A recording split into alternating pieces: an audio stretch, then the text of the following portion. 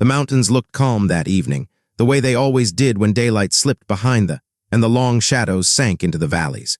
People in that part of the Appalachians were used to the dark settling fast, covering the long fields, the thin dirt roads, and the tall pine trees that stood like old guards watching over everything. It was the kind of place where silence felt normal, where you could hear the crunch of leaves from far away and tell who was walking just by the sound of their steps. Life moved slowly there, almost too slowly, and most people liked it that way. But even in a quiet place, some things don't feel right, little moments that stick in your mind because something in your gut whispers that you're not seeing the full picture.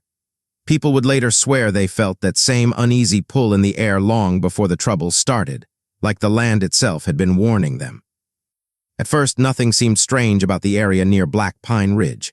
It was just a thin stretch of woods, a place where kids dared each other to walk at night and older folks cut through to save time. The trail had the usual things, fallen branches, damp soil, and the soft smell of pine needles crushed under boots. But there was a clearing deeper in the woods, one that most people didn't talk about. Not because it was dangerous, but because something about it gave them a strange feeling they couldn't explain. Trees grew taller there, too tall for that soil, and the shadows stretched farther than they should have, even at noon. Hunters avoided it. Hikers walked quickly when they reached it, and no one ever stopped to rest there. This was the area where the crime would be discovered later, though no one knew it yet. Back then, it was just a quiet spot where the air felt colder than the rest of the woods, and where the silence was so still that even the birds seemed to ignore it. People who lived nearby often said the place had a heavy feeling, like someone standing right behind you, even when you were alone. No one ever admitted that out loud, but they felt it all the same. The ones involved in what would happen lived normal lives. At least, that's how it looked from the outside. One of them was someone people respected, someone who carried himself softly, spoke gently, and knew how to gain trust without trying too hard. He had that quiet charm that made others feel safe, the kind that made people believe he could never harm anyone. He grew up there, knew every bend in the road, and had a way of acting like everything was always under control. Maybe that was why people didn't see the signs earlier. It was easy to overlook the coldness underneath the surface when the face he showed was warm. The other person lived with far less power.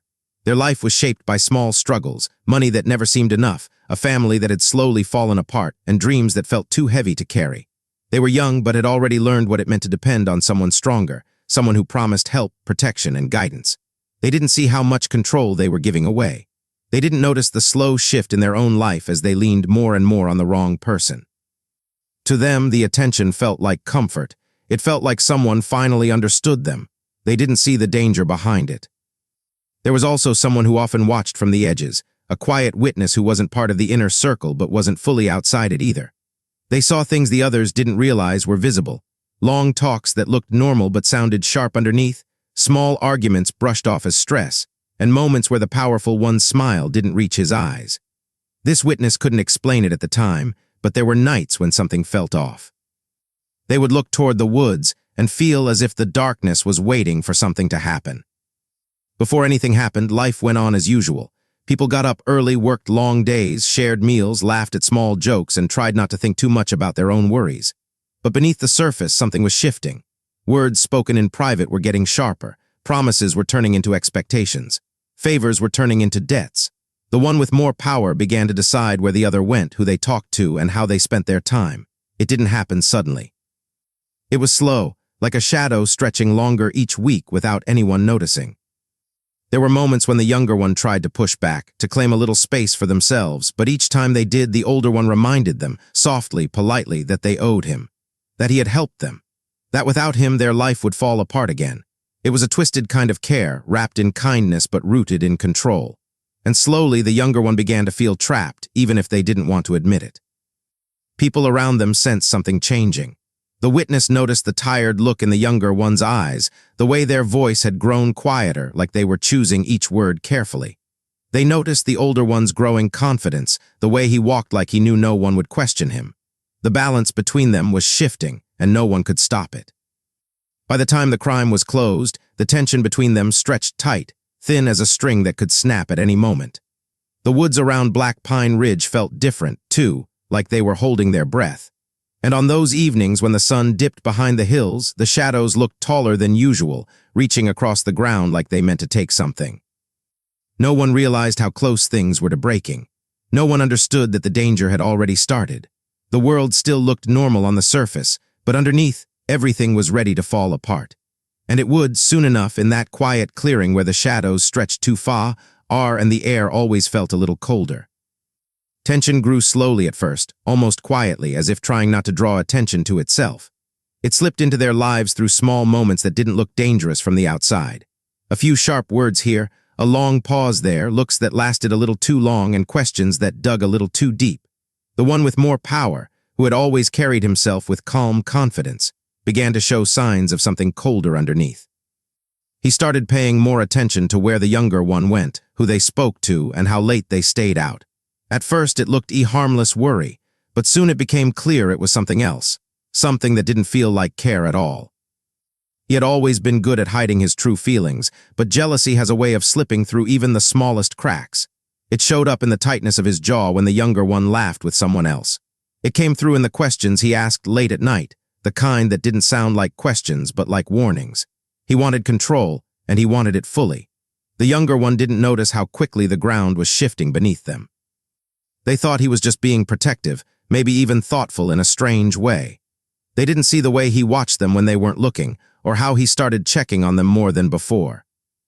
There was a moment that changed everything, though neither of them realized it at the time. It happened one afternoon when the younger one made plans without telling him, simple plans, meeting a friend in town for a short walk.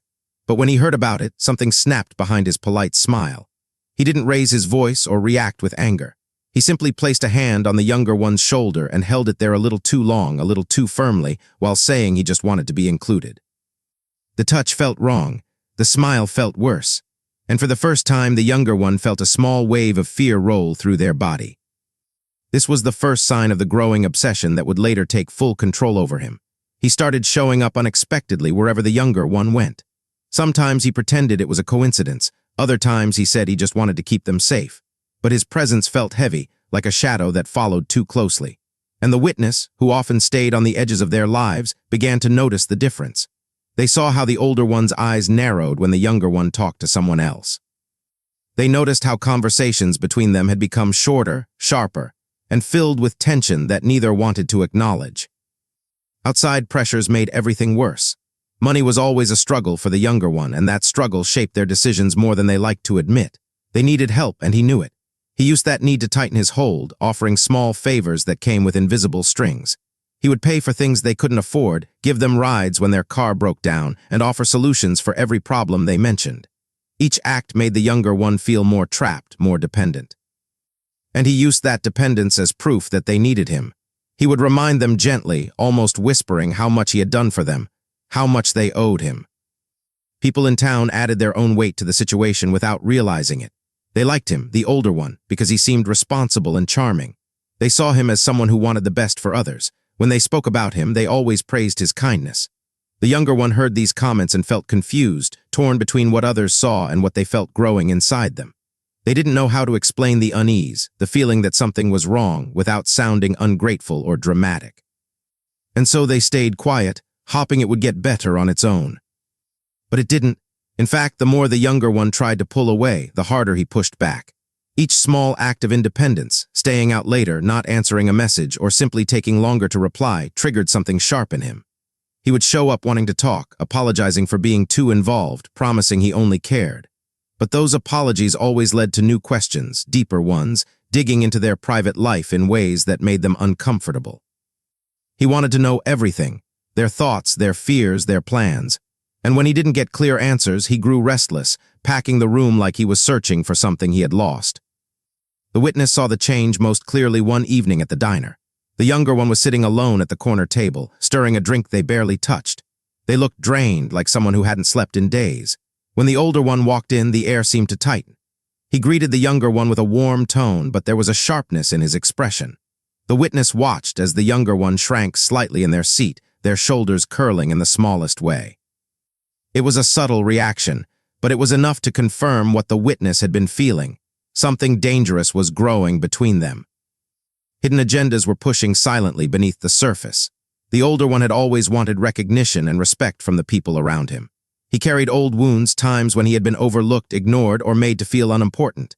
These memories had twisted inside him, turning his need for connection into a hunger for control, When he saw the younger one relying on him, he felt powerful, needed, important. But that feeling was fragile, and any threat to it made him panic inside. He wasn't angry because he cared too much. He was angry because he feared losing the only thing that made him feel significant. The younger one had their own hidden burdens. Their childhood was filled with sudden changes, unstable homes, and people who came and left without warning. They had learned to cling to anyone who showed them consistent attention. They believed that if they didn't accept help, they would end up alone again. This fear kept them close to him even when they sensed danger. It made them believe that pushing away would only make things worse, and it blinded them to just how deep his control had reached. The days leading up to the breaking point were filled with small confrontations that didn't look serious to outsiders, but carried the weight of something huge beneath them. One night, he found out the younger one had spoken to someone he didn't approve of. Instead of addressing it calmly, he grabbed their arm and kept them in place while demanding answers. His voice stayed low, but the grip on their arm left marks that lasted for days. The younger one tried to laugh it off when others asked about the bruise, saying they bumped into something heavy. But the witness overheard the lie and felt a chill run down their spine.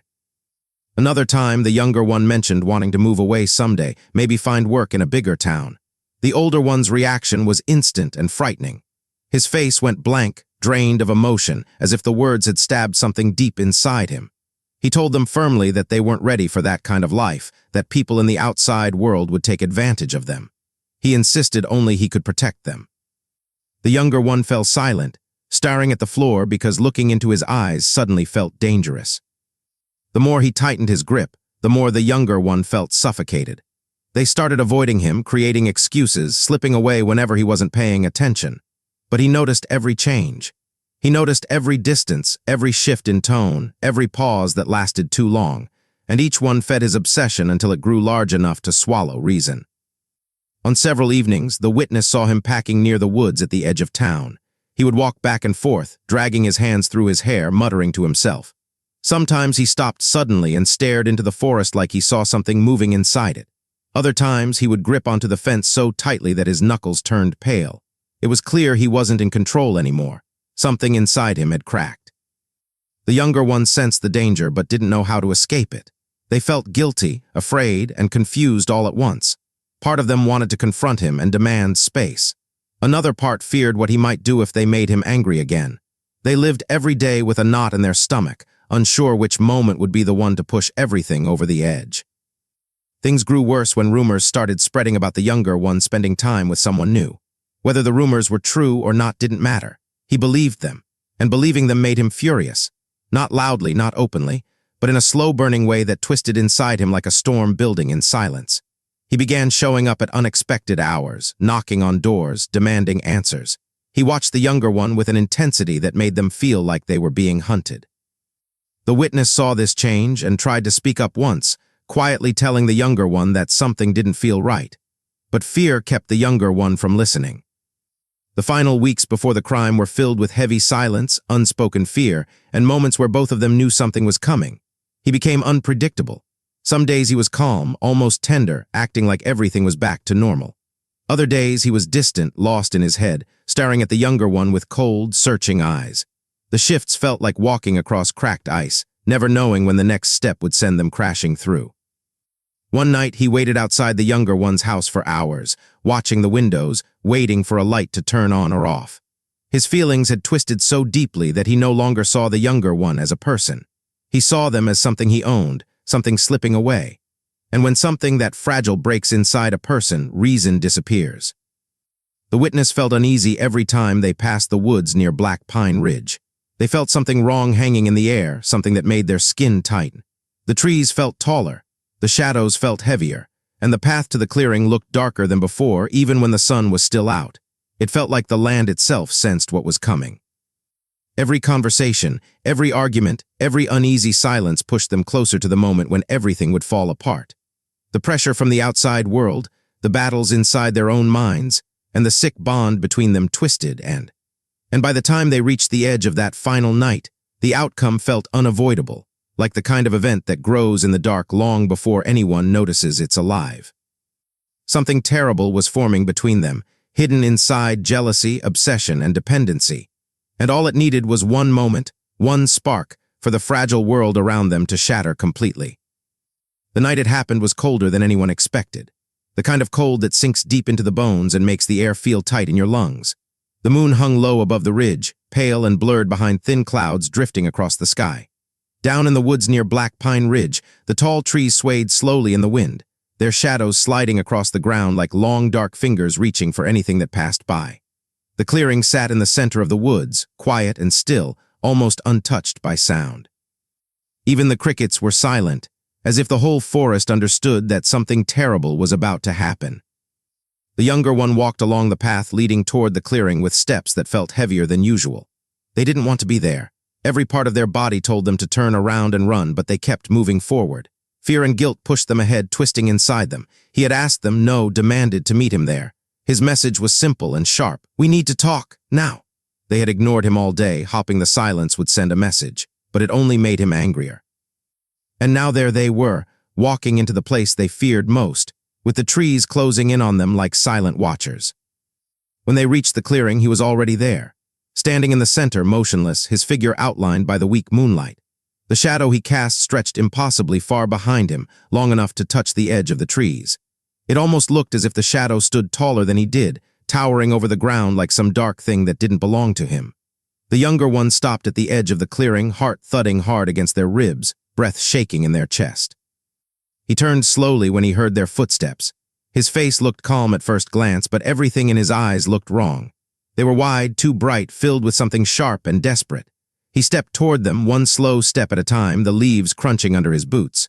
The younger one tried to speak, but their voice came out thin, almost lost in the cold air. You didn't have to call me out here, they murmured. His jaw tightened. You ignored me. I just needed space. From me? His voice cracked on that last word, barely noticeable but enough to send a sick chill through the younger one. He moved closer until he was only a few feet away. The moonlight hit his face just right, and they could see the exhaustion there, the sleepless nights, the fear of losing control, the frustration of feeling someone slip out of his grasp. He reached for their arm, not roughly at first, but with a firm grip that made their skin burn under his fingers. We need to fix this, he said, his voice low. You can't just walk away from everything I've done for you. The younger one pulled back. I'm not your property. Something snapped in him when he heard those words. His face twisted, not fully into anger, but into a kind of pain that looked like betrayal. His breath grew sharp, and he stepped forward again. They stepped back, but he kept coming. For the first time, the younger one understood that the man standing in front of them was the person they thought they knew. Something darker was inside him now, something he couldn't control. You think you can leave me, he whispered. After everything, after I gave you everything. The younger one shook their head, backing toward the tree line. Please, just listen. But he didn't listen. He lunged forward, grabbing them harder this time, fingers digging into their arm. The younger one stumbled, falling onto the cold ground. Their breath rushed out in a sharp gasp as they crawled backward, trying to get away. His shadow stretched over them like a tall, dark figure swallowing the light. He knelt, grabbing their face with shaking hands. His eyes were wide, wild, but wet with something that looked like grief. He wasn't calm anymore. He wasn't in control. His mind had twisted everything into a storm he couldn't escape from. You can't leave me, he said again, voice cracking. You can't. The younger one pushed him, trying to break free. That push, that small act of resistance, made something explode inside him. He rose to his feet in one frantic motion, packing in circles, running his hands through his hair. His breathing turned fast, almost panting, like he was trying to hold himself together but failing. He grabbed a fallen branch near his feet, a long, thick piece of wood. He didn't pick it up to use it, not at first. He held it like something to anchor himself, something to help him stay steady. But when the younger one tried to run, that anchor twisted into a weapon. Stop, he shouted, and his voice echoed through the trees, bouncing off the tall trunks like a scream trapped in a cage. The younger one ran anyway, feet pounding against the dirt path. The cold air tore at their lungs as they pushed through branches and shadows. But he chased them, crashing through the woods with desperation burning in every step. He caught up to them near the edge of the clearing, grabbing the back of their jacket and yanking them backward. They hit the ground hard, the impact sending a burst of pain up their spine. He stood over them, chest heaving, eyes wild. I can't lose you, he whispered again. I won't. He lifted the branch. The younger one held up their hands, begging him through broken breaths. "Please do." For a split second, just a heartbeat, his expression shifted, a flash of regret, fear, something human. But then obsession swallowed it whole. The first strike came down with a sickening thud, a heavy sound that broke the silent forest like a crack of thunder. The younger one's cry was short, choked. They tried to crawl away again, but he grabbed them, pulling them back toward him. "Don't make me do this," he yelled, though he was already doing it. Another strike, then another. The air filled with the sound of wood hitting flesh, leaves scattering under frantic movement, and the wet, terrible gasps of someone fighting for breath. He kept swinging even when his arms shook, even when tears blurred his sight. He kept going because, in his broken mind, he believed this was the only way to keep them with him. By the time he stopped, the woods were silent again. His breath came in ragged bursts, and the branch slipped from his shaking hands, hitting the ground with a soft thud. His knees buckled as he dropped beside the body, his hands trembling violently. He touched their face, whispering their name over and over if saying it might bring them back. But they were still too still. A sound escaped him, a broken, low noise that didn't sound human. It was the sound of someone realizing they had destroyed the one thing they couldn't live without. He pressed his forehead to theirs, whispering apologies through shaking breaths, but the cold air swallowed every word. Panic hit him all at once, sharp and suffocating. He stumbled back, staring at his blood-stained hands. His mind raced, flashing between denial and raw terror. He told himself he didn't mean to. He told himself it wasn't his fault. He told himself they pushed him into it, anything to stop the truth from drowning him. He paced around the body, running his hands through his hair until the strands stuck to his palms. He looked with wide, frantic eyes at the clearing, at the trees, at the path. He had to hide it. He had to fix it. People would understand, he told himself. They would see that he loved them. They would see that this was an accident. He dragged the body toward the deeper part of the clearing, but his hands shook so badly he kept dropping them. He sobbed while he worked, the sound echoing through the dark forest like a wounded animal. The shadows around him stretched long and tall, as if the trees themselves were watching his desperation. When he finally stepped back, his breath was gone, his chest was tight, and his mind was completely broken. The clearing looked different now, wrong, heavy, like something terrible had sunk into the soil and would never leave. He wiped his hands on his clothes, leaving dark streaks across his shirt. He tried to steady his breathing, whispering to himself over and over, "It'll be fine, I can fix this, no one will know." But even he didn't believe it. As he walked away from the clearing, the wind moved through the trees with a low, hollow sound. And behind him, the shadow he cast stretched out across the ground, long and warped, taller than any pine. It followed him out of the woods as if refusing to stay behind with the truth he was trying to bury. The crime had unfolded in a rush of fear, obsession, and rage. And now, only silence remained, clinging to the cold air of Black Pine Ridge like a warning that would haunt the place forever. The morning after the killing, the woods near Black Pine Ridge looked almost untouched. Thin layers of mist rolled between the trees, soft and pale in the early light. Birds eventually returned to their branches, chirping as if nothing unusual had happened. But underneath that calm surface, something felt wrong, like the forest was holding a breath it couldn't release. The clearing where everything had happened sat cold and heavy, marked by crushed leaves, dragged soil, and the dark stains sinking into the earth. It was the kind of place where even silence didn't feel natural anymore. He didn't sleep that night. He tried, lying on his bed fully clothed, staring at the ceiling until his vision blurred. Every time he blinked, the memory came back, the sound of the branch hitting, the way their body went still, the weight of them in his arms. He kept whispering to himself, it wasn't supposed to happen, as if saying it enough times would make the truth bend to his words. His hands shook every time he looked at them, and no amount of scrubbing could take away the faint stains under his nails. He told himself it wasn't his fault. He told himself he lost control because he cared too much. In his mind, the story shifted again and again until the blame never landed on him. It was easier that way. By afternoon, panic began to slip into something else, something cold, something distant. He forced himself to think, to plan.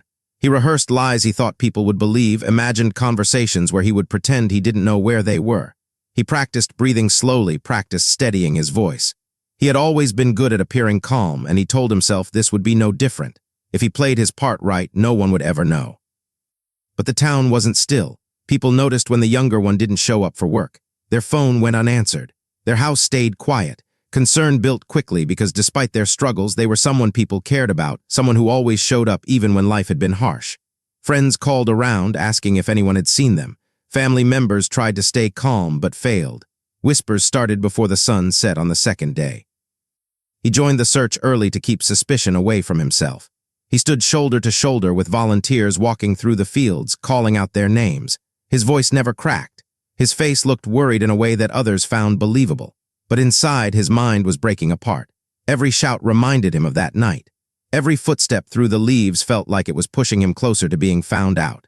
When search groups came near the woods, he felt his throat close up. He would step away, pretending to check another path, guiding people away from the deeper clearing with excuses that sounded helpful. The witness, the one who had always sensed something was wrong, watched him closely. They saw how his hands trembled when someone mentioned the woods. They noticed how quickly he offered explanations, how ready he was to suggest new theories. The witness didn't say anything at first, but a quiet suspicion grew. Not enough to accuse him, but enough to feel uneasy every time they stood near him. As the days went by, the community grew restless. Fear spread faster than truth. People wondered if there was someone dangerous roaming the mountains. Rumors twisted into darker theories about kidnappings or strangers passing through town. Parents kept their children close. Neighbors double-locked their doors. And through all of this, his name kept coming up not as a suspect, but as someone who seemed so helpful, so concerned, so involved. They praised him. They said things like, "He's doing everything he can to help." They called him steady, reliable, strong. Those words cut into him in ways he didn't expect. Each compliment felt like a knife turning deeper, reminding him that the mask he wore was all they saw. He smiled back at them, thanked them, and acted humble. But every praise made him feel smaller inside, like he was becoming a ghost in his own life. He had fooled them, and that terrified him almost as much as the truth did. The younger one's family suffered the most. Their mother barely slept, sitting by the window each night, watching the road for any sign of movement. Their friends replayed old conversations in their minds, looking for anything they missed, any clue that something was wrong between them and him. Regret wrapped itself around everyone close to the victim, tightening each day as hope slipped away. When search teams finally found the disturbed ground near the clearing, the world seemed to freeze. He was there when they uncovered it. He watched from a distance as someone shouted for help, their voice shaking with horror. He watched the search leaders call the sheriff, watched officers rush into the clearing. And when someone finally uncovered the body, the sound that rose from the woods didn't belong to just one person. It was a wave of shock that spread through every tree, every branch. He felt his knees go weak, but he forced himself to stand straight. People around him cried openly. The witness put their hand over their mouth, tears forming instantly. The younger one's mother collapsed when she arrived, screaming their name over and over until she couldn't speak anymore. The whole town shook under the weight of the loss. But he didn't break, not on the outside, not yet. The sheriff closed off the woods. Investigators arrived with cameras and marking tape. Questions grew sharper. Whispers turned into theories. Reporters from nearby towns showed up, eager to cover a tragedy in a place where nothing bad was supposed to happen. Everyone wanted answers. The first cracks in his mask appeared when he was taken in for questioning. Sitting in that room with its bright lights and cold walls made him feel cornered. When they asked about his relationship with the victim, his voice trembled slightly. When they asked where he had been that night, he repeated his rehearsed lie, but he couldn't meet their eyes. His hands shook under the table. The witness eventually told the sheriff what they had noticed. The strange behavior, the tense moments they had seen days before the disappearance, the way he had become strangely involved in the search. It was enough to shift attention toward him. Not enough to arrest him, but enough to make the investigators look closer. His life began to crumble piece by piece. People who once trusted him now stepped away when he passed by. Conversations stopped when he entered a room. The polite smiles disappeared. The town had seen one side of him for years, but now they saw cracks in that image, cracks that grew wider each day. Doubt spread fast. His reputation, so carefully built, fell apart under the weight of suspicion. Guilt ate at him from the inside. He barely slept. He barely ate. Every time he closed his eyes, he saw the clearing again. The sound of the branch hitting echoed in his ears. Sometimes he thought he heard footsteps behind him even when he was alone. His mind replayed the panic of dragging the body through the dirt. He would wake up sweating, heart pounding, hands shaking. He told himself he didn't mean to do it. He told himself he snapped because he loved them. He twisted the story however he could to avoid drowning in guilt. But none of it stopped the nightmares. None of it stopped the shaking. None of it stopped the truth from clawing at the back of his mind. The younger one's family sank into grief that felt bottomless. Their home became quiet, filled with framed photos and unanswered questions. Their mother aged years in just weeks. Their friends carried a mix of sorrow and anger, wanting justice but also struggling to accept the brutal way their life had ended. The witness, who had always sensed danger, felt guilt too, guilt for not speaking sooner, guilt for not stepping in. They carried that weight quietly, feeling it settle deeper every day. When investigators found physical evidence linking him to the clearing, the final break came. He couldn't deny it anymore. The world he had built collapsed in one sharp moment, leaving him exposed. And as officers placed him in handcuffs, walking him toward the car, the entire community stood in a heavy silence. Some cried, some stared in shock, others looked away. The man they once trusted, the one they believed could never hurt anyone, had become exactly what the shadows of Black Pine Ridge had warned them about. And now, the whole town had to face the truth that someone they trusted had carried darkness deep inside him all along. The aftermath left scars across every part of the community, scars that would not heal easily. Grief settled into the mountain air, into the quiet roads, into the trees that watched everything unfold. Nothing would ever feel as safe as it once did. And for those who loved the victim, the loss became a weight they carried in every breath. The crime had ended in the clearing that night, but its shadows stretched far beyond it, touching every life connected to the tragedy. And no matter how much time passed, the air around Black Pine Ridge never felt quite the same again. In the months that followed, the fear that once sat heavy over the mountains slowly changed into something quieter, something that lived more inside people's hearts than in whispered warnings on porches. The truth about what happened that night, the argument, the blind rage, the final moments under the weight of old wounds, finally came out, piece by painful piece. And with every detail revealed, the people involved were forced to face a future none of them were ready for. Elias ended up turning himself in, though it wasn't out of some grand gesture of guilt.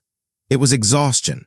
He had spent weeks trying to walk around the truth, trying to quiet his mind, trying to pretend he wasn't haunted by the way the shadow of the pines looked that night while he dragged Jonah's body deeper into the woods.